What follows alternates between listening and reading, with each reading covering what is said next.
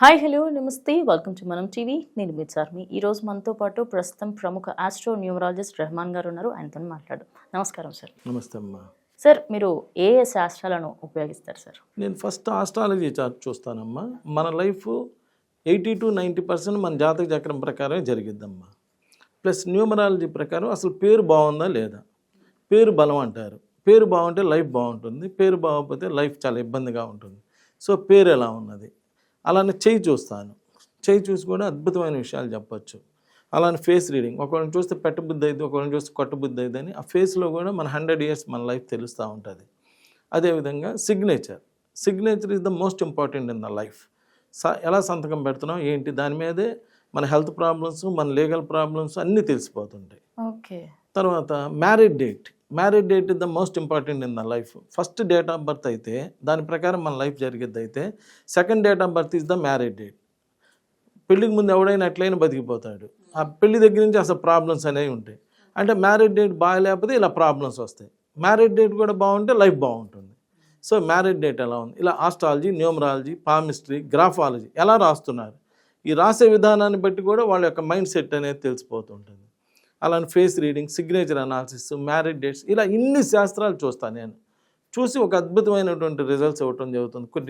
కొన్ని సంవత్సరాల నుంచి ఇలా ఎంతోమంది నా దగ్గరికి వచ్చి ఇలా అన్ని రకాలు చేయించుకొని ఇలా మేలు పొందటం అనేటువంటిది జరుగుతూ ఉంది. సార్, ఇప్పుడు మనము న్యూమరాలజీ గురించి తెలుసుకున్నాం, సంతానంకి సంబంధించి. ఒక నార్మల్గా ఆస్ట్రాలజీ పరంగా మీరు ఫేస్ చూసి కూడా చెప్తారు, అదేవిధంగా పామ్ చూసి కూడా చెప్తారు. ఇవన్నిటి పరంగా చూస్తే వాళ్ళ మానసికంగా వాళ్ళకి ఎంత శోభ ఉంటుందో మనం అర్థం చేసుకోవచ్చు. మరి వాళ్ళకి ఆస్ట్రాలజీ పరంగా ఎలాంటి రెమెడీస్ ఉన్నాయి సార్?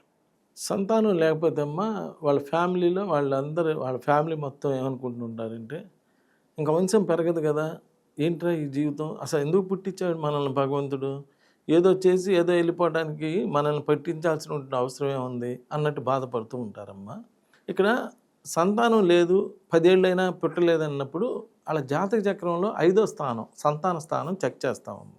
ఆ సంతాన స్థానం ఉందనుకో, ఉండి పిల్లలు కలగట్లే అంటే వీళ్ళకి ఏదో పేరులోనో సంతకంలోనో ఎక్కడో డిస్టర్బెన్సెస్ ఉంది, లేదా ఆ సంతాన స్థానాన్ని ఎవరో నెగిటివ్ గ్రహాలు శనో లేదా రాహువో ఎవరో చూస్తున్నారు. అక్కడ దానికి రెమెడీ చేసేస్తాం. అక్కడ ముందు జాతక చక్రంలో ఫస్ట్ సెట్ చేసుకోవాలి. ఆ నెగిటివ్ గ్రహాలను చేసేసుకొని ఇక న్యూమరాలజీకి వచ్చి చక్కటి మంచి పేర్లు, మంచి నంబర్లు అన్నిటి కూడా సెట్ చేస్తాం. ఇవన్నిటికన్నా ఒక అద్భుతమైన విషయం చెప్తున్నానమ్మా. నేను ఒక ఆధ్యాత్మికవేత్తను అనమాట, అందుకని చెప్తున్నాను. హిందువులైతే గురుచరిత్ర 39వ అధ్యాయం చదివితే పిల్లలు పుడతారు. ముస్లిమ్స్ అయితే సూరా నెంబర్ 39 చదువుకుంటే పిల్లలు పుడతారు. క్రిస్టియన్స్ అయితే కీర్తనలు 39వ కీర్తన చదువుకుంటే పిల్లలు పుడతారు. దీనికి ఇంకా ఏ సైన్స్తో కూడా పని లేదు. మీరు డైరెక్ట్గా ఇప్పుడు ఏం చేయాలంటే, అసలు నేను చెప్పిన వర్డ్ ఎంతవరకు కరెక్ట్ అని గురుచరిత్ర పుస్తకం తీసుకుని 39వ అధ్యాయం తీయగానే దానిలో ఒక అమ్మకి 60 ఏళ్ళు వస్తాయి. 60 ఏళ్ళు వచ్చినా పిల్లలు పుట్టరు. పుట్టకపోతే వాళ్ళు ఒక గురువుని అడుగుతారు, అయ్యా పిల్లలు లేరయ్యా అంటే, నీకు ఒక అమ్మాయి ఒక అబ్బాయి పుడతారంటారు. అయ్యా ఈ వయసులో ఎట్ట పుడతారులే, కనీసం వచ్చే జన్మలో అయ్యిందంటే, లేదు ఈ జన్మలోనే పుడతారంటే 60 ఏళ్ళకి అమ్మాయి అబ్బాయి పుడతారు. నిజమా అంటే మొన్న గుంటూరులో 72 ఏళ్ళ ఆమెకు పిల్లలు పుట్టారు అని అందరికీ తెలుసు. అంటే భగవంతుడు తలుచుకుంటే ఎప్పుడు ఏ టైంలో ఎలా అయినా ఇవ్వగలడు.